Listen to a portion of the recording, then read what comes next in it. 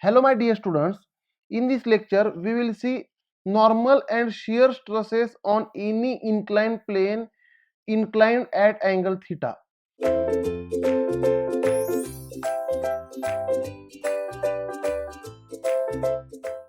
Now basically we know that stresses are basically of two types.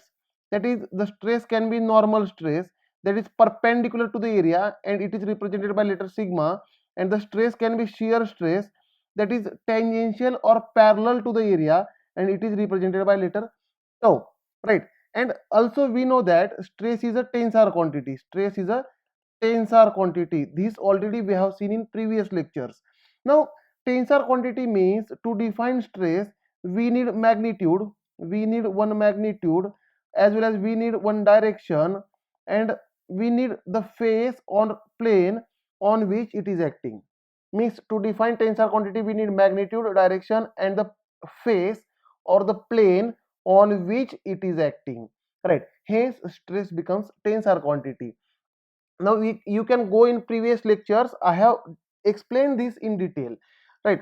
Now let us consider any, if I want to define plane and direction, right? Let us say if I consider one block or 3D element. For this element, let us say this is x-axis, let us say this is x-axis, and the area or the face which is perpendicular to x-axis, this face is called x face or x plane, right? Now y, this is a y-axis, let's say vertical is a y-axis, and the area or the face or the plane which is perpendicular to y-axis, this is called y face, this is called y face or y plane. Now again the z-axis, let us say this is a z-axis, this is a z-axis. Now the area which is perpendicular to z-axis or the face which is perpendicular to z-axis is called z face, is called z face. This is how we have to define the faces, right? The directions and faces, this is how we are going to define. Here the face which is perpendicular to x-axis is called x face, the face which is perpendicular to y-axis is called y face, the face which is perpendicular to z-axis is called z face. And to define stress we need one magnitude, direction as well as the face on which it is acting. Now consider 3D loading. Here I am writing 3D loading. 3D loading is also called realistic loading, it is also called realistic loading, right? Now 3D loading means on all the faces and along all the direction the stresses are present. This type of loading is called 3D loading. Now if I consider one element, let us say this is a three-dimensional element I am considering. Here I am considering three-dimensional element, right? For this three-dimensional element we will see 3D loading, right? For this three-dimensional element, if load is perpendicular to the x plane, let's say this is a perpendicular, this is perpendicular to area or not, therefore it is a sigma, right? This is acting on x face, right? While representing stresses, let us say tau xy, tau xy. Now the first letter, first suffix x is for the face on which it is acting, and the second letter is for the direction along which it is acting. The second letter is for direction along which it is acting, first letter is for face on which it is acting. Now this normal stress, can I say it is acting on x face and it is going towards x axis, therefore it is sigma xx. Again let us consider another normal stress perpendicular to the area. See, this is perpendicular to the area or not, therefore it is a normal stress sigma. Now it is on y face or not, the horizontal face, this is a y face or not, y face, and it is going in y direction, it is going in y direction, right? Again for another face I am drawing here perpendicular stress, again this is perpendicular or not, therefore it is sigma, and it is on z face or not, therefore first suffix for face, and it is going towards z direction, therefore it is sigma zz. Now about shear stresses, here I am drawing shear stresses. Let us consider for x face, if I write for x face, if I draw this parallel stress, right? As this is parallel to the area, therefore this is tau acting on x face going towards y axis, therefore it is tau xy, right? Now for balancing this tau xy we can draw like this, right? Now this red color again on y face, this is acting on y face or not, therefore, and it is a parallel to the area, therefore tau on y face going towards x axis, therefore tau yx, right? This is a shear stress. Now again, if I draw on zx, if I draw like this, see here, if I draw like this on x face like this, see, this is a parallel to the x face or not, therefore this is tau. This is going towards z axis, means it is acting on x face going towards z axis, therefore this is tau xz.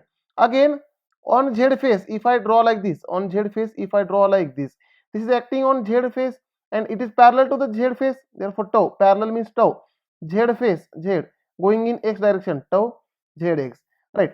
Now again if I draw like this, if I draw like this, let us say on z face in vertical direction, on z face in vertical direction, again this stress is parallel to the z face or not, right? Therefore tau, parallel to the z face, tau, right? Acting on z face going in y direction, going in y direction. Again one y face, if I draw like this is parallel to the y face or not, therefore tau, on y face in z direction, on y face in z direction, therefore tau yz. Means at a point or on element there are total 9 stress components. You can see the diagram, there are total 9 stress components, therefore the stress tensor, as stress is a tensor quantity, therefore stress tensor is represented in matrix form. Already we have seen this.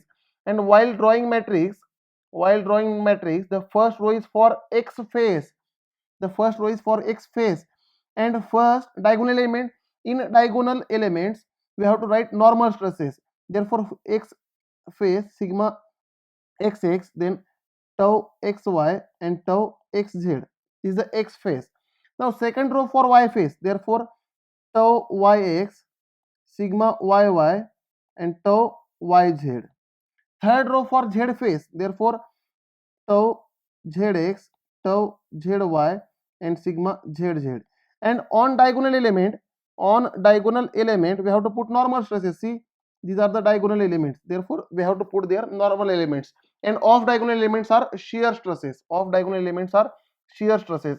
And interestingly, here we can write tau xy is equal to tau yx, because if tau xy is applied, then tau yx is complementary shear stress for this applied shear stress, right? Again tau xz is equal to tau zx, tau zx. Again tau zy is nothing but tau yz, tau yz. This is how we can write, because for applied there is a complementary shear stress, right? Now for 3D loading, if for this 3D loading, what are the total stress components? Total stresses or total stress components are 9 or not? And out of these, what are the independent stress components? Out of these 9 stresses, independent are 6 or not? Because tau xy is equal to tau yx, tau xz is equal to tau zx, and tau zy is equal to tau yz. Therefore independent stress components becomes 6, as other 3 depends on the remaining 3, therefore independent stress component becomes 6, right? Now such type of loading is called complex loading for 3D, for 3D. Again you can see any one face, observe any one face, I am saying, let us say x face, now on x face there is one normal stress, that is sigma xx, and there are two shear stresses, that is tau xy and tau xz. First letter for face na, means you can see any face. If you see y face, on y face what are the stresses? Normal stress sigma yy, and there are two shear stresses tau yx and tau yz. Means on any one face there are total 3 stresses, one normal and 2 shear. You can see in the diagram also, right? Now for such type of loading they can ask you simple questions in the exam, such as in previous GATE exam they have asked one question that the 3D stress tensor is given as sigma is equal to 30, 10, minus 10, 10, 0, 20, minus 10, 25. This is the stress tensor given in MPA, and the question was asked that what is shear stress, on x face in y direction. shear stress on x face in y direction. Now this stress tensor you can equate with our standard stress tensor, that is sigma xx, tau xy, tau xz, then tau yx, sigma yy, tau yz, then tau zx, tau zy, and sigma zz. Now they are asking what is the shear stress on x face in y direction. Simply you have to equate two matrices, means tau xy they are asking, therefore the answer is 10 MPa. You have to select the 10 MPa from your choice. Now next we will see 2D loading. We will see 2D loading. 2D loading is also called biaxial system. Biaxial system or biaxial loading. It is also called biaxial system or biaxial loading. It is also called plane stress problem. It is also called plane stress problem.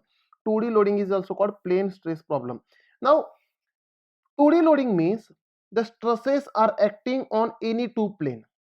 Stresses are acting on any two plane, and on z, on one plane there is no stress, right? Means on z face no stress, no stress. Let us say on z face no stress, there is stress only on x face and y face. Now example, for example shafts, for example shafts, beams, beams. Now shafts and beams are simplified in 2D. Now if I want to draw a diagram, let us consider, if I am considering element, let us say this element I am considering here, 3D element I am considering. For this 3D element the loading is 2D, means on any two face the load is acting, right? Now this is a three-dimensional element, here I am considering three-dimensional element. Now this is the dotted face, backside face, downward face. Now let us consider the stress along x-axis on x face, that is normal stress sigma xx, right? To balance this sigma xx there is equal and opposite sigma xx on the same face, opposite face, same opposite face on the x face, right? Now let us say sigma yy, stress on y face in y direction, stress on y face in y direction. To balance this sigma yy there is equal and opposite sigma yy, sigma yy. Now shear stresses, we will see shear stresses. Now on x face in y direction, on x face in y direction there is tau xy, on x face in y direction. Now to balance this tau xy there is equal and opposite tau xy, there is equal and opposite tau xy to balance this tau xy. Now my dear students, to balance sigma xx there is equal and opposite sigma xx or not, here I am representing. To balance this sigma xx there is equal and opposite sigma xx. To balance this sigma yy there is equal and opposite sigma yy, right? Means sigma xx and sigma yy are in force equilibrium. Now for balancing tau xy, see, to balance this tau xy there is equal and opposite tau xy.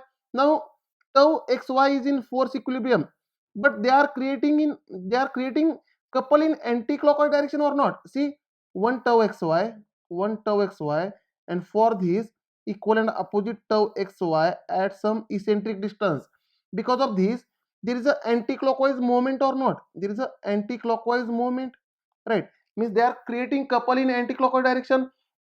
Therefore to balance this anti-clockwise couple we have to put complementary shear stress like this. See, on y face we have to put complementary clockwise shear stress, that is tau on y face in x direction, and for this tau yx equal and opposite tau yx, tau yx, right? Now see tau yx, if I see tau yx, see, for this tau yx and tau yx they are creating anti clockwise couple or not, they are creating clockwise couple, right? Means this anti-clockwise couple created by tau xy is balanced by clockwise couple created by tau yx. Therefore tau xy becomes equal to tau yx because they are complementary to each other. For tau xy complementary shear stress is tau yx, therefore they are equal, right? Now this is 2D loading, this is the 2D loading. If I want to draw or write 2D stress tensor, 2D stress tensor, now the matrix becomes on x face there is sigma xx and tau xy, and y phase there is tau yx and sigma yy. Diagonal elements are normal stresses. Means for 2D loading, total stress components, we can say total stress components are 4 or not. Total stresses are 4, but independent stresses are, we can say independent stresses are 3, because tau xy is equal to tau yx, no, means they are mutually dependent on each other. If tau xy value is known, then tau yx value is also known, right? Therefore independent are 3. For 2D loading, total stresses are 4 and independent are 3. Now on any one phase, if you see any one phase, let us say x phase, on x phase there is one normal stress sigma xx and there is one shear stress tau xy. On y phase, if you see y phase, there is one normal stress sigma yy, there is one shear stress tau yx. Means on one phase there are two stresses, one normal and one shear, right? For 2D loading, on any phase there are two stresses, one normal and one shear, and on z phase there is no stress. If you see z phase, there is no stress, right? No stress on any one phase, and on remaining two phases there is one normal and one shear. Such type of loading is called 2D loading. Now for such type of loading, that is 2D loading, we have to find normal stress and shear stress on any one inclined plane, right? The next Now the next point becomes stresses on inclined plane. Before this, I want to dictate one note, that is the normal stresses are balanced by force equilibrium, but for balancing shear stresses we need moment equilibrium also. See what I have explained. To balance sigma xx, there is equal and opposite sigma xx. See, here I am drawing the 3D diagram for 2D loading. 3D diagram for 2D loading. Let us consider this element. Let us consider this element, right? 3D element on which I am representing 2D loading. Now see, for this sigma xx, there is equal and opposite sigma xx. Now sigma xx is in force equilibrium or not? Sigma xx is in force equilibrium or not? Right? For sigma xx, there is equal and opposite sigma xx. For sigma yy, there is equal and opposite sigma yy. Again sigma yy is in force equilibrium. But for tau xy, let us consider tau xy. For this tau xy, if I draw equal and opposite tau xy here, equal and opposite tau xy, but these two tau xy are in force equilibrium, because for tau xy there is equal and opposite tau xy, but as they are eccentric, as they are parallel, they are creating couple in anticlockwise direction. Therefore to balance this tau xy, or to balance the couple created by tau xy, we have to apply equal and opposite couple, right? Means in clockwise direction we have to apply tau yx, in clockwise direction we have to apply tau yx couple, right? Means to balance shear stresses we need moment equilibrium also. The same note what I have dictated, the normal stresses are balanced by force equilibrium, but to balance shear stresses we need moment equilibrium also. Now these are the applied stresses on the element. Now if I consider any inclined plane, let us say if I consider any inclined plane, inclined at angle theta, the inclined plane at angle theta with respect to vertical in anticlockwise direction. Theta is angle of inclined plane with vertical plane in anti-clockwise direction. This sign convention we have to use. Theta is angle of inclined plane with vertical plane in anti-clockwise direction. Let us say there is a theta plane. Let us say this is a theta plane. If I consider this theta plane. Now for 2D loading, on any one plane there are two stresses or not? On any one plane there is one normal stress and there is one shear stress. Therefore on this inclined plane also there is one normal stress, that is sigma theta. There is one normal stress perpendicular to the plane and there is one shear stress parallel to the plane. There is tau theta also. This sigma theta is normal stress on inclined plane. Sigma theta is normal stress on inclined plane, and tau theta is shear stress on inclined plane. shear stress on inclined plane at angle theta, and angle theta is with vertical in anti-clockwise direction. This is important. Now we have to find this sigma theta and tau theta. We have to find this sigma theta and tau theta.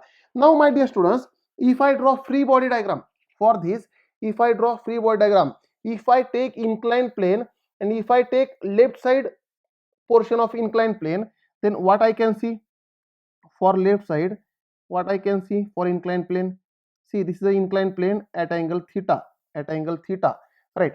Now this is the inclined plane. Here I am drawing the inclined plane, right or wrong? Right. Now see, I am dictating the 3D element on which the loading is 2D. The loading is 2D. Now here there is sigma xx, sigma xx, right? Here sigma yy, sigma yy. Now tau xy, tau xy is equal to tau yx or not? Tau xy is equal to tau yx. Now again on this plane there is tau xy, and on this plane there is tau yx, tau yx, right? And on inclined plane, on inclined plane there is perpendicular stress sigma theta, and there is parallel stress tau theta, tau theta, right? Now if I give nomenclature, let us say here A, point B, this inside point is C, this point is D, this point is E, this point is F. I have given here nomenclature. Now what is force? Force is nothing but stress into area or not? Force is nothing but stress into area on which it is acting. Therefore for force calculation we have to see the area also. Now see the stresses. If I see stress and area on which it is acting, if I see stress and the area on which this stress is acting, here see sigma theta normal stress on inclined plane and tau theta shear stress on inclined plane, they are acting on area ABEF or not, right? If I see sigma xx and tau xy, they are acting on area ABCD.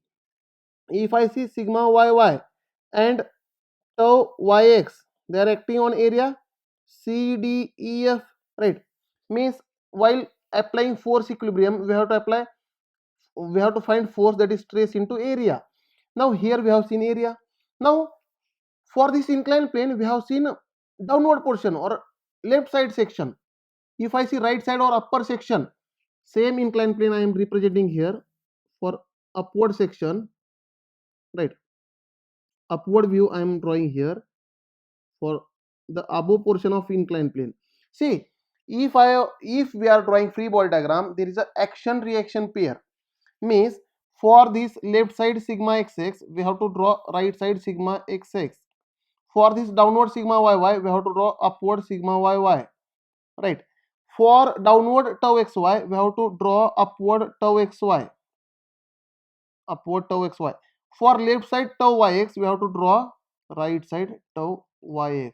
Similarly on inclined plane, tau sigma theta perpendicular plane and tau theta is coming downward, but here parallel to the inclined plane tau theta will go upward, as this is action reaction pair as per Newton's third law.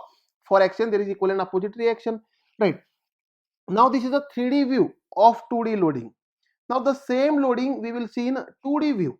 The same loading we will see in 2D view. See, there is an element. If I consider element, for this element, this is sigma xx. For this sigma xx, there is equal and opposite sigma xx. For sigma yy, for given sigma yy, there is equal and opposite sigma yy. For tau xy, see for this upward tau xy, there is equal and opposite tau xy in downward direction. This is tau xy, this is tau xy. Now to balance the moment or couple created by this tau xy in anti-clockwise direction, there is tau yx in clockwise direction. There is tau yx, tau yx, tau yx in clockwise direction. For this loading, if I consider inclined plane, at angle theta with vertical in anti-clockwise direction, on this plane there will be one normal, on any one plane there is a normal stress, that is sigma theta, and there is a shear stress tau theta, there is shear stress tau theta. and our target is to find the sigma theta and tau theta on any inclined plane at angle theta. Now for this 2D loading, if I want to draw free body diagram, see, if I see left side of the section or inclination, this angle is theta. Here there is sigma xx, there is sigma yy, and there is tau xy and tau yx. And on inclined plane, there is normal stress sigma theta, and shear stress tau theta. And if I see right side of the section, or inclination, we can see like this. There is sigma xx, sigma yy, tau xy, then tau yx, and on inclined plane, angle of inclined plane is with vertical in anticlockwise direction. On inclined plane, there is sigma theta, and there is tau theta, right? Now for this type of loading, our target is to find sigma theta and tau theta. Now my dear students, the calculation is very simple. That is force is nothing but stress into area on which this stress is acting, and we have to do force equilibrium. As this component is in equilibrium, we have to apply force equilibrium equations. Means if I consider any one view, let us say I consider this view which is bracketed, right? Now for this view, at any one point, if I consider one point, let us say this point, or at this point, sigma yy is coming in downward direction, right or wrong? As well as tau xy coming in downward direction, right? Sigma xx towards left, and tau yx towards left, right? For this plane, on this plane, sigma theta on upper side and tau theta in downward direction, and with vertical, tau theta is at angle theta or not? This angle is theta, right? With vertical at angle theta. Now along any two axes, resolve these stresses along any two axes. You can resolve these stresses along any two axes, means you can consider all the components along, let's say, x-axis, consider along x-axis, and consider along y-axis. Components of all the stresses you can consider along x-axis and you can consider along y-axis, right? For this tau theta, what will be the component along y-axis? That is tau theta cos theta, right? Cos component, na, from, if angle is given from the y-axis, then on y-axis there will be cos component. If angle is given from x-axis, then from on x-axis there will be cos component, right? But here angle is given from y-axis, therefore on x-axis there will be cos sine component. This is tau theta sine theta, right? Again, if this is theta, this will be 90 minus theta, as this angle will be theta, then therefore for sigma theta this component will be sigma theta cos theta, and along y-axis sigma theta sine theta component. And if you apply force equilibrium, that is, this is the engineering mechanics part, apply force equilibriums, that is summation of forces along y-axis is equal to 0 and summation of forces along x-axis is equal to 0. If you apply this force equilibrium, but while applying force equilibrium, we have to multiply these stresses with their areas already mentioned in 5 or 10 minutes before. Already I have explained the areas, right? And if I apply force equilibriums, that is summation of forces along x is equal to 0, summation of forces along y is equal to 0, then, and if you simplify these two equations, then we will get the formula of sigma theta and tau theta. Now here I am not simplifying, or I am not doing force equilibrium, that is summation of forces along x is equal to 0, y is equal to 0, because this is the total part of engineering mechanics, and this is a very simple concept. Simply apply force equilibrium at any point and write down the formula for sigma theta and tau theta, and if you apply this, you will get that sigma theta is equal to stress on any inclined plane is equal to sigma x plus sigma y divided by 2 plus sigma x minus sigma y by 2 into cos 2 theta plus tau xy sin 2 theta, sin 2 theta. And if you apply summation of forces along y is equal to 0, then you will get tau theta is equal to sigma x minus sigma y by 2 sin 2 theta minus tau xy cos 2 theta. These formulas you will get. Now for this 2D loading, as we have just seen the formula, the sigma xx I am writing as a sigma x, this is sigma yy I am writing as a sigma y, and this is tau xy or tau yx, both are same, therefore I am writing only tau xy. For this type of loading, if I consider any one inclined plane, and angle theta is with vertical in anti-clockwise direction for the inclined plane, on this plane also there is one normal stress sigma theta and one shear stress tau theta, and for this type of loading, this sigma theta is equal to sigma x plus sigma y by 2 plus sigma x minus sigma y by 2 cos 2 theta plus tau xy sin 2 theta, and this tau theta becomes sigma x minus sigma y by 2 sin 2 theta minus tau xy cos 2 theta. These formulas are very important. We can find stress on any inclined plane with these formulas, right? And for this, what is the sign convention for these formulas?